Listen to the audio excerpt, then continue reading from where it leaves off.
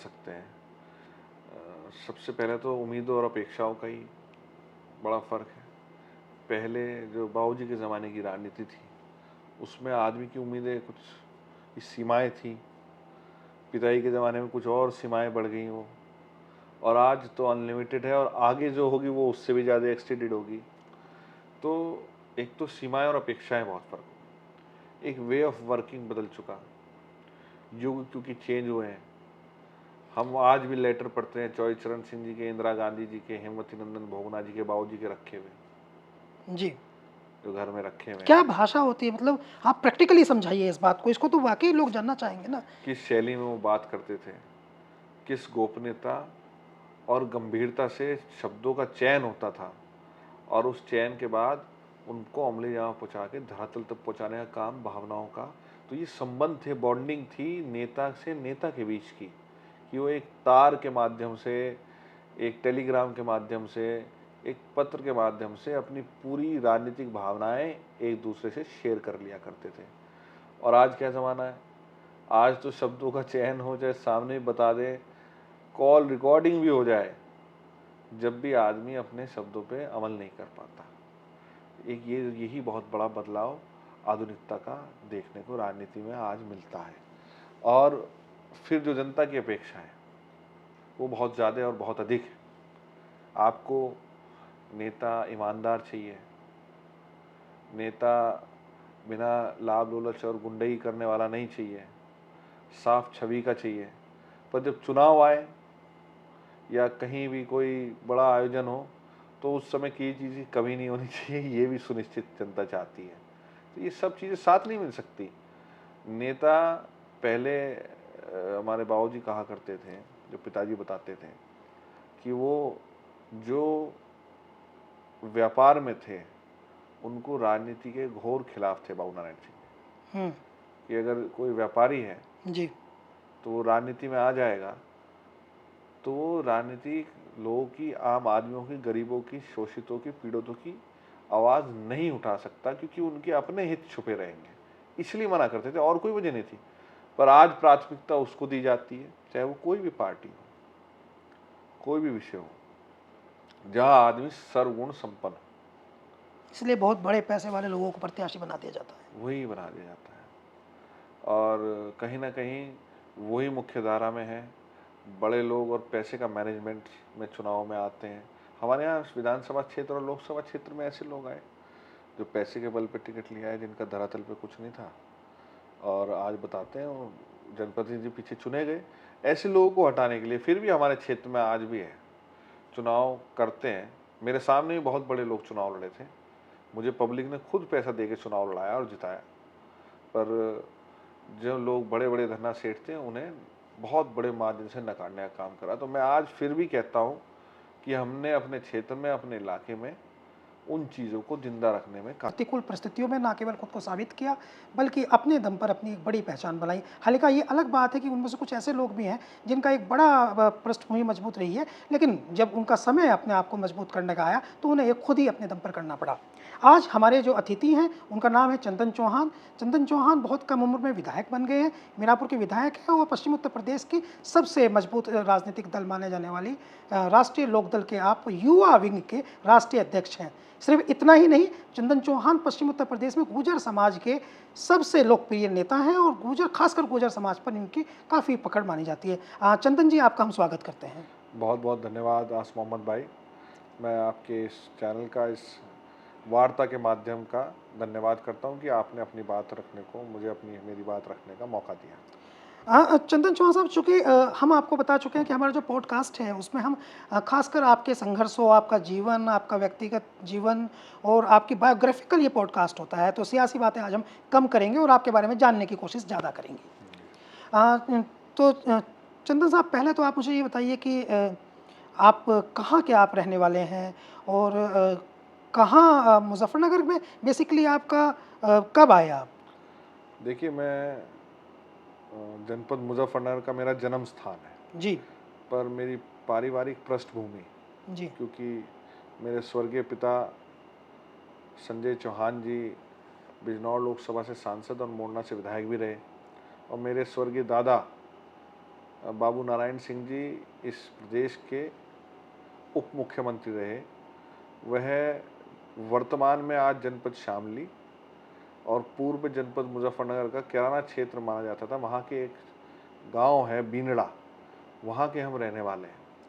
पर सन 52 में, लगभग सन 50 के दौरान या बाबू नारायण सिंह जी जनपद मुजफ्फरनगर में वकालत की पढ़ाई के उपरांत वकालत करने के लिए जनपद मुजफ्फरनगर में आए थे, और उसके बाद से लगातार परिवार यहीं पर रह रहा है। और अगर मैं गलत ना हूँ तो ये तीसरी पीढ़ी के अंदर जो सेम पृष्ठभूमि में है, चाहे वकालत बाबू नारायण सिंह जी ने भी करी, आपके पिताजी ने भी मेरे पिता स्वर्गीय पिता संजय चौहान जी ने भी करी, और आपने भी मैंने भी करी, और आपकी मेरा पत्नी श्री ने भी। मेरे जो है धर्मपत्नी भी law graduate LLM degree holder है, मेरा भाई भी, वो भी है। और भाई की वाइफ भी, आई थिंक वो भी, सब जो है ये तो बड़ा अद्भुत है। जी वकालत जो है पढ़ाई की है। और करने का मकसद यही था कि सामाजिक जीवन में कानून की जानकारी आपको संरक्षण देने का काम करती है, वहीं आपको शिक्षा भी देती है कि आप गरीब की, मजलूम की, या कोई मदद मांगने आपके पास आया तो उसकी मदद भी आप कानून की जानकारी से कर सकते हैं। इसलिए ये परंपरा को आज तक परिवार में जारी रखा है। ये नई जानकारी देने के लिए आपका धन्यवाद चंदन जी। लेकिन यहाँ पर एक ये प्रश्न है कि जब परिवार में इतने सारे वकील हैं, तो अब कभी कभी किसी विषय को लेकर के आप लोग अपना अपना पक्षांतरण तो नहीं कर लेते कि इस घर में ही एक अदालत नहीं बन जाती हो? नहीं नहीं, अदालत नहीं, यहाँ वकील की हैसियत में सब हम हैं। और परिवार तो हमेशा, कोई भी परिवार हो, पार्टी हो, संगठन हो, हमेशा अनुशासन से चलता है। और आज भी हम सब संयुक्त परिवार में रहते हैं, हमारे माता जी के नेतृत्व में जी। और उनके प्यार, दुलार, आशीर्वाद और उनके नेतृत्व में हम सब पूरा परिवार आपस में रहता है, उनकी बात मानता है, और सब खुशी खुशी अपने सब कामों में फिलहाल लगे हुए हैं। प्रयास करते हैं डेली कि जो भी कार्य, चाहे वो जनता का क्षेत्र हो, चाहे सामाजिक क्षेत्र हो, चाहे राजनीतिक क्षेत्र हो, चाहे वकालत का क्षेत्र हो, हम सब मिलके उसमें अपने देश के निर्माण में योगदान कर सकते हाँ, आपने अपने पिताजी की बात की और आपने दादाजी की बात की। यकीनन उनको देश जानता है, आपके बड़े नाम उनके रहे हैं। आप माताजी की बात आपने खुद ही चर्चा में आप ले आए हैं, तो माताजी के बारे में कुछ हम जान सकते हैं आपसे, आपकी हैं। माताजी के देखिए, बारे में? मेरे पिताजी का जो है शादी सन 1982 में हुई थी, और राजा नैन सिंह जी का परिवार है हस्तिनापुर विधानसभा के अंदर, आपको जानकारी होगी। उसमें हमारे नाना DSP वीर सिंह नागर जी के परिवार में वो पैदा हुई। संयोगवश उनका जन्म भी पुरका जी में ही हुआ था, जो बताया करते हैं हमारे नाना बड़े, जब पोस्टिंग उनकी यहाँ पे थी। और उन्हीं का बाबू नारायण सिंह जी और हमारे नाना जी की उस समय बहुत अच्छे संबंध, और एक जो दोस्ती है और दोस्ती रिश्तेदारी में तब्दील होती है, जी। इस तरह की वो वो समय पुलिस था। में थे, वो राजनीति जी में जी, थे। राजनीतिक में थे। तो उस समय शादी हुई, और हमारी माता जी ने सारी उम्र हमारे पिता के साथ मिलके संघर्ष किया, उनके हर अच्छे बुरे समय में साथ दिया। और शायद जो आज तीसरी पीढ़ी में आज हम बैठे हैं, शायद उनका भी बहुत बड़ा आम रोल गृहिणी है। हैं वो, जी, वो अब गृहिणी है, पढ़ाई लिखाई उनकी भी वो ग्रेजुएट है, उस समय ग्रेजुएट। उस समय ग्रेजुएट है। उस समय डिवीजन होल्डर्स के बड़े माना जाते थे, फर्स्ट डिवीजन थी उनकी। ओह, वेरी जी गुड। जी, उस समय डिवीजन होल्डर्स माने जाते थे। तो उस समय के अच्छी पढ़ा लिखा परिवार समाज का था। और उसके बाद बाबू नारायण सिंह जी के घर में आके नौकरी पेशा घर से और राजनीतिक परिवार में आके नीचे झुक के परिवार की और सामाजिक लोगों की सेवा करना भी एक बहुत बड़ा त्याग माना जाता था। तो उन्होंने जीवन में लालन पालन किया, और वो सब उन्हीं के संस्कार हैं हम सब परिवार में में हैं। कौन कौन आप हैं? अब पहले, अब तो बहुत कम लोग हैं, पहले दादी भी थी, हम्म, स्वर्गीय जगवती देवी जी। अब उनका देहांत 2000 मेरे ख्याल से 21 में हो गया। उसके उपरांत अब तो माता जी हैं, मेरी धर्मपत्नी श्री याशिका जी, 2 हमारे बच्चे हैं, साहिर एंड नारायणी, और सिद्धार्थ और साक्षी मेरे भाई और उसकी धर्मपत्नी। हम संयुक्त परिवार में, एक ही परिवार में अभी आप एक रहते हैं? परिवार में जनपद मुजफ्फरनगर में बाबू नारायण सिंह जी के नारायण निवास नामक स्थान पर आज भी गुजर बसर करते हैं। अच्छा, ये थोड़ा अलग सा नाम आपने बताया अपने बेटे का, साहिर। जी, तो ये नाम साहिर रखने की क्या कहानी है? ये साहिर का मतलब होता है चार्मिंग फ्रेंड। जी, तो ये साहिर लुधियानवी साहब से कहीं प्रेरित था ये नाम? बाद में पता चला हमें। असल में मेरे पिताजी का देहांत सन 2014 में हो गया था। हुँ, मेरे पुत्र का जन्म 2015 में हुआ, हुँ। तो हम उसका नाम ढूंढ रहे थे। तो हमने नाम सॉर्ट आउट किया, तो एक पिताजी की हमें किताब रखी मिली, उसमें उन्होंने पहले से लिख रखा था नाम वहाँ पे, साहिर संजय सिंह। किताब मैं आपको दिखाऊंगा भी अभी, वो जो पहले से ही। जी, जी। तो शायद ये डेस्टिनी थी कि वो पहले ही लिख के छोड़ गए थे साहिर के आगे पूरे साहिर लुधियानवी की कविताएं। मतलब एक तरह की ये जी, भावना कि जी, घर में जो है वापस मैं इस रूप जी, में आ गया। जी, जी, घर में ऐसा लगता है कि वो हमने नाम भी रखा, वो किताब हमें बाद में मिली, पर निश्चित रूप से ये एक चमत्कार से कम नहीं मानता। तो एक एक साहिर नाम बहुत अच्छा है। साहिर लुधियानवी जी बड़े कवि हैं, और देश को जोड़ने के लिए और सब चीज़ को लेके तो वो पहले लिख के चले गए थे, साहिर संजय सिंह। मैंने बताया, ये दिखाता भी हूँ आपको मैं। तो बहुत खूब, ये तो जी, बहुत मतलब रहा अद्भुत बात है। कोइंसिडेंस है, तो फिर हाँ, अद्भुत उसके बात नाम है। मैं सब। वापस आऊँगा, इस रूप जी, में आऊँगा। सब वही सब चीज़ें होती बड़ों हैं। के ही है। तो क्या और मतलब ये भी एक सवाल है, जी, चूँकि परिवार को तो आप समझते हैं, तो साहिर की एक्टिविटी कुछ-कुछ उनके दादाजी पे आपको फ़ील नहीं कराती है? वो सब, हाँ, वो पुरानी मिसाल माताजी दी, आपकी पहचानती होंगी, दादी? पुरानी नसाल, वो मिसाल दी जाती है जब गांव में जाते हैं हुँ, कि पिता पे पुत्र, नस्ल पे घोड़ा, बहुत नहीं तो थोड़ा थोड़ा। तो ये तो चिन्ह है और जेनेटिक्स है जो कुदरत के द्वारा दिए जाते हैं, तो सब अपने आप ही आता जाता है सब। चंदन जी, परिवार में आपके बहुत कुछ ऐसा रहा है जो जी, ऐसा नहीं है कि मतलब देखिए हम फिर से आपको बता दें कि ऐसा नहीं है कि लोग ये कहें कि डिप्टी सीएम का पोता है और मेंबर ऑफ पार्लियामेंट का बेटा है तो चांदी की चम्मच मुंह में लेकर के पैदा हुआ है, तो इनका क्या स्ट्रगल है? स्ट्रगल है। इनके जीवन में बहुत कुछ ऐसा हुआ है जो सामान्य तौर पर किसी भी एक व्यक्ति विशेष को तोड़ के रख देता है। आपका भाई, जी, मेरा भाई पिछला आपका आपको छोड़ के चला पिछला गया। भाई जो है निशांत चौहान, हुँ, सन 2005 में एक स्कूल टूर गया था उनका हुँ। गोवा के अंदर। वहाँ अनफॉर्चुनेटली डूबने के कारण उनकी देहांत हो गया था। कितनी एज थी उस समय? वैसे 9th क्लास में था उस समय, उम्र और रही होगी 14 वर्ष उम्र रही होगी। आप क्या कर रहे थे? मैं उस समय 11th क्लास में हूँ, दो 11th क्लास में था। दोनों एक ही स्कूल में पढ़ते थे नहीं आप? नहीं, मैं I was in Muzaffarnagar only. मेरा भाई जो था निशान, वो ही went for higher studies to scholars home school in Dehradun. तो देहरादून में वो फर्दर स्टडीज़ के लिए गया था। एक थोड़ा माहौल में डिफरेंस आए, पढ़ाई अच्छी हो। एक उस समय था भी कि अच्छी पढ़ाई के लिए बच्चे बाहर हॉस्टल्स में जाते थे। मेरी बहन भी सिंधिया स्कूल से पढ़ी, मालविका चौहान। तो वो भी गया था, पर अनफॉर्चुनेट था, बहुत दुखद था स्कूल टूर में वहाँ इस तरह का हादसा होना। और उस समय मेरी ध्यान है 2 बच्चों की देहांत हुआ था, उसमें से एक बच्ची की तो शायद आज तक डेड बॉडी भी नहीं मिल पाई।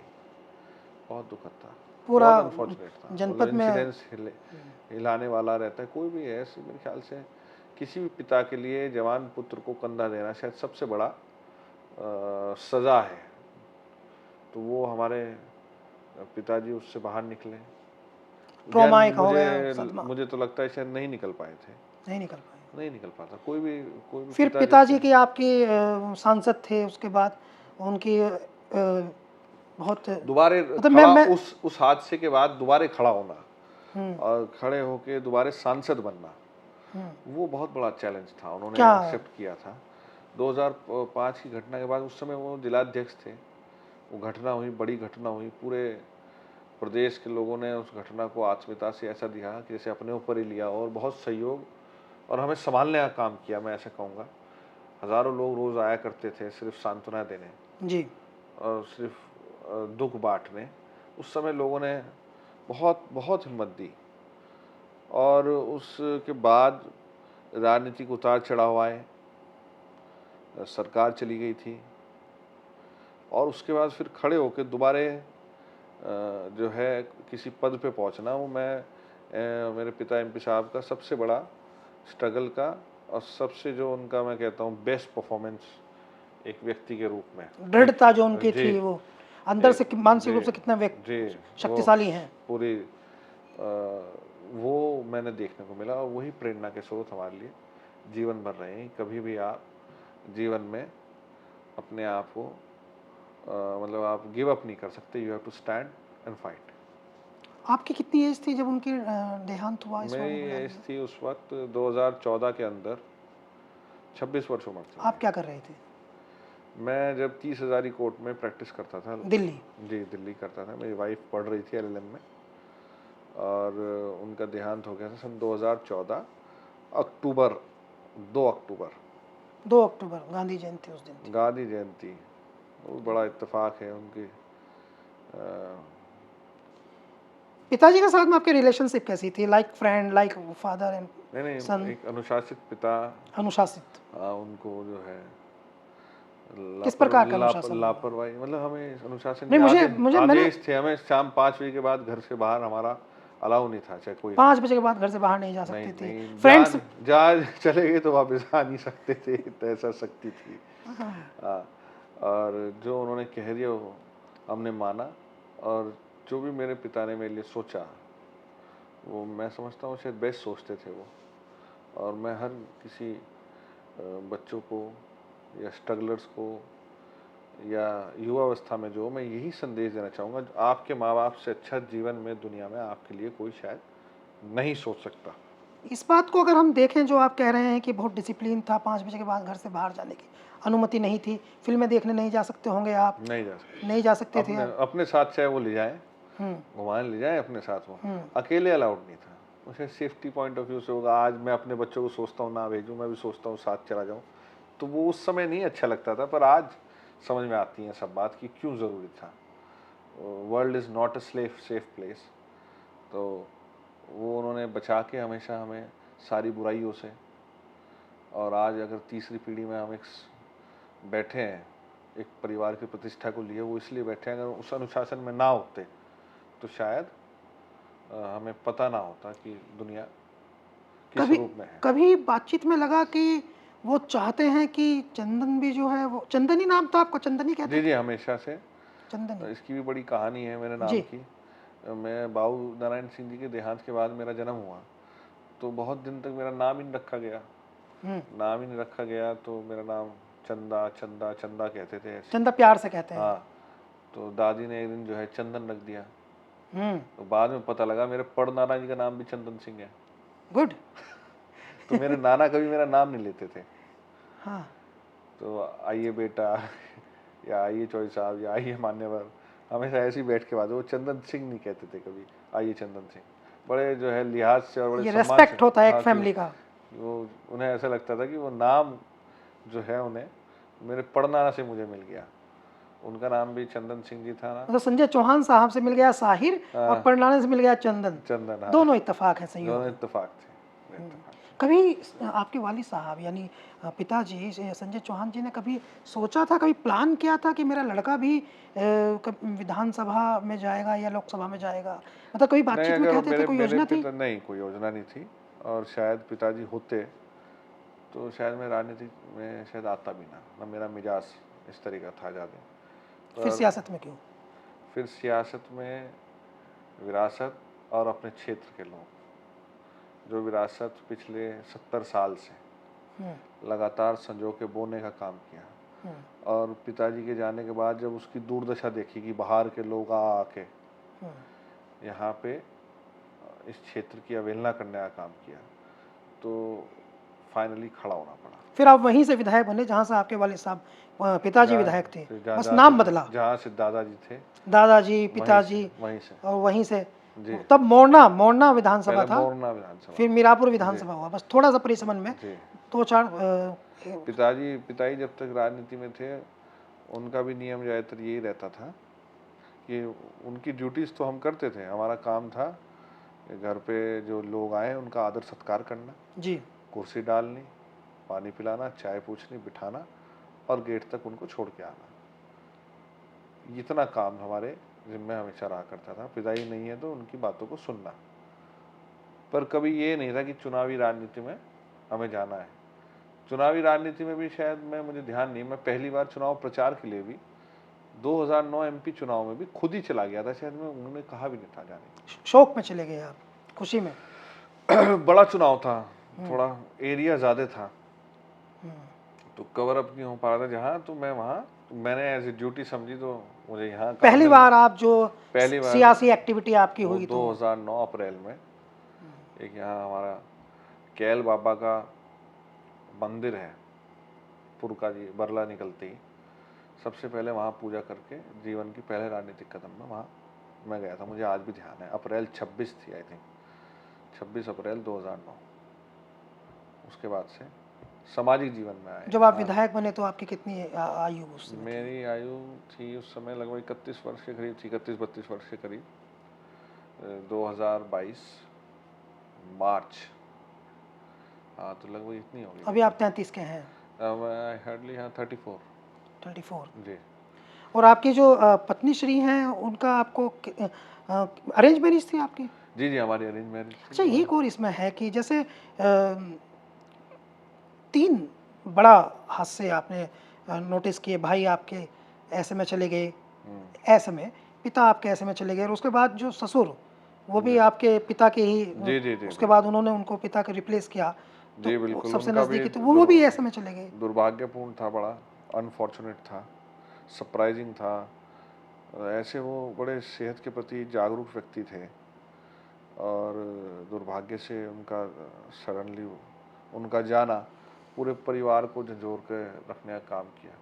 उनका 1 वर्ष हो जाएगा लगभग उनको गुजरे हुए इसी महीने, तो बहुत मुश्किल है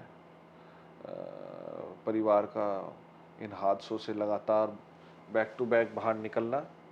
और आप स्पेशली आपका मेंटल लेवल जो है जी जी, वो स्ट्रेस में ही रहता है। मैंने ऐसे हादसे मतलब सन 97 में मेरे सबसे पहले मेरे ताऊ जी गुजरे थे, एक अनिल कुमार जी नाम था उनका। कोई बहुत से लोग कम जानते होंगे, पर राजनीतिक लोग जानते हैं।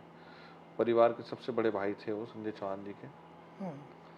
और 2005 में मेरे भाई की घटना हुई, 2014 में पिताजी चले गए, 2021 में दादी चली गई। तो शायद 5-7 साल होते नहीं जब कोई ना कोई परिवार में हादसा हो जाता है, और वो सामान्य मौत नहीं होती है। सामान्य मौत नहीं होती, तो इट्स सामान्य मौत नहीं होती तो है। इट्स वेरी बहुत मुश्किल रहता है वरना, पर ये अपनी चीज़ें अपने हाथ में नहीं है। जिस हाल में ऊपर वाला रखेगा उस हाल में रहना पड़ता है। कम समय में आपको बड़ी जिम्मेदारी मिलने लगी, पहले परिवार की जिम्मेदारी, फिर ससुराल पक्ष की जिम्मेदारी, फिर क्षेत्र की जिम्मेदारी, कम समय में आपको बड़ी जिम्मेदारियां मिलने लगी। तो इन सब में पर्सनल लाइफ कहाँ जाती है? मतलब जैसे आपका लाइफ है, तो क्या हम लोग जानना चाहते हैं कि भाई इन लोगों का भी कुछ, खासकर हमारे तो ऑडियंस जो है वो बहुत इसमें इंटरेस्ट रखते हैं जानने में। खेल कूद कुछ है, फिल्में वगैरह कुछ देखते सब हैं? कुछ हमारा पर्सनल लाइफ ही सामाजिक जीवन है, बहुत आनंद में है, सबको करनी चाहिए। जहाँ वॉलीबॉल खेलते मिलते हैं बच्चे, वहाँ उनके साथ खेल लेते हैं। जहाँ कहीं कोई ताऊ चाचा बाबा हमारे ताश खेलते मिल जाते हैं, उनके साथ हंस बोल लेते हैं। जहाँ हमारे जो है कहीं कोई पीड़ित है, दुखी है, कोई परेशान है, उसकी समस्या का हल करते बहुत आनंद आता है उसको। यही हुनर है आपका? हाँ यही है, और इसमें ही मज़ा आने लगता है। कुछ खेले नहीं? क्रिकेट? नहीं नहीं, बहुत खेले, खेल से ही है जहाँ तक है। टीम वर्क में काम करना खेल ही सिखाता है, वो क्रिकेट के हम तो बैठ नहीं, आपने शब्दों का जाल आप बुन रहे हैं। जी शब्दों का जाल आप बुन रहे हैं। जी।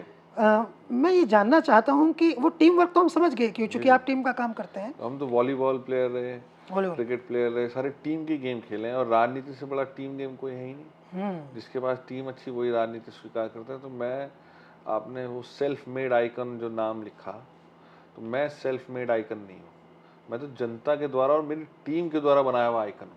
अगर शायद वो दोनों ना होते तो मैं आइकन ही ना होता, मैं आइकन का आई होता सिर्फ।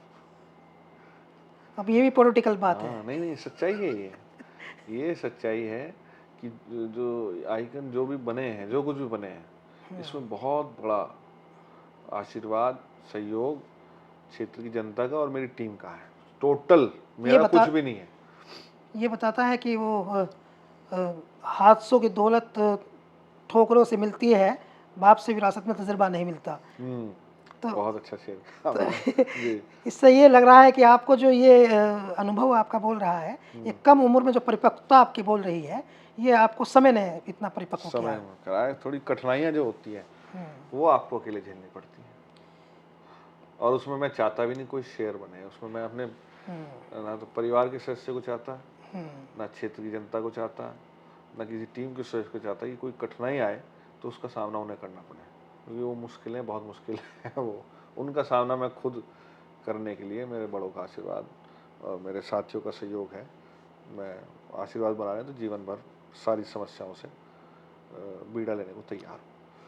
सियासत की भी अगर हम बात करें तो बड़ी अजीब सी आपकी स्थिति है। 3 पार्टी के नेता जो हैं वो आप पर जो है प्यार करते हैं आपको। अखिलेश यादव अलग लाइक करते हैं, उनकी पार्टी में आप थे। जयंत चौधरी जो हैं उनकी पार्टी के आप विधायक हैं। चंद्रशेखर भी आपको जो है वो जी। छोटा भाई बताते हैं। तो ये सौम्यता है आपकी या सौभाग्यशाली है, परमात्मा का आशीर्वाद है और अपने काम के प्रति ईमानदारी है। एक लक्ष्य बड़ा देखा, एक सपना बड़ा देखा इस प्रदेश की, देश की जनता ने कि माननीय अखिलेश यादव जी, माननीय जयंत चौधरी जी, माननीय चंद्रशेखर जी और भी लाइक माइंडेड लोग लेकिन जयंत चौधरी जो इकट्ठे होके इस प्रदेश में, इस देश में बदलाव लाए। मैं तो उसमें एक छोटा सा सूत्रधारक हूँ जो हमेशा अपना छोटा छोटा प्रयास जो मेरे हिस्से में आता है मैं करता रहता हूँ। कुछ चीज़ें अनएक्सपेक्टेड है ना आपके लिए, जैसे लोकदल, राष्ट्रीय लोकदल का राष्ट्रीय अध्यक्ष बनना युवा का 33 साल की उम्र में, जी। और राजस्थान में आपकी सैकड़ों गाड़ियाँ आपके काफिले में चल रही हैं, हरियाणा में आप जा रहे हैं, मध्य प्रदेश में आप जा रहे हैं, तो थोड़ा लाइन थोड़ी बड़ी हो गई। माननीय जयंत चौधरी जी ने विश्वास किया और छोटी उम्र में बड़ा एक्सपोजर हमेशा देने का काम किया उन्होंने, और निश्चित रूप से एक बड़ा मंच दिया। तो उस समय का और उस जिम्मेदारी का अगर मैं अपना 100% दे पाऊँ, यही मेरा लक्ष्य है। मुझे उम्मीद भी है कि क्योंकि चौधरी साहब के परिवार से 3 पीढ़ियों से लगातार संबंध है, उन संबंधों में कोई दाग ना लगे, इसीलिए मैं जो है दिन रात मेहनत करने का प्रयास करता हूँ। क्योंकि हम तो, पिताजी कहा करते, 2 तरह के लोग हैं, 2 तरह के लोग होते हैं। एक वो होते हैं जो कहते हैं कोई क्या कर लेगा, और दूसरे लोग होते हैं कोई क्या कहेगा। हम तो क्या कहेगा वाले आदमी हैं, तो इसलिए उसको बड़े लिहाज से और जो है बहुत जो है कदम फूंक फूंक के रखने पड़ते हैं। एक चीज़ मुझे बताइए, चूँकि आप की पढ़ाई लिखाई भी जो है वो मौजूदा दौर की है, अपडेटेड है। आपके दादाजी वो सियासत में रहे, डिप्टी सीएम रहे, आपके पिताजी वो विधायक रहे, सांसद रहे, और अब आप हैं। तो 3 दौर आपने देखे हैं। उस दौर में, आज के दौर में सियासत में क्या फ़र्क आया है और लोगों की मेंटालिटी में क्या फ़र्क आया है? बहुत बड़ा परिवर्तन देखने को मिला। कंपैरिजन पे बात करें तो बहुत बड़ा परिवर्तन है, बड़ा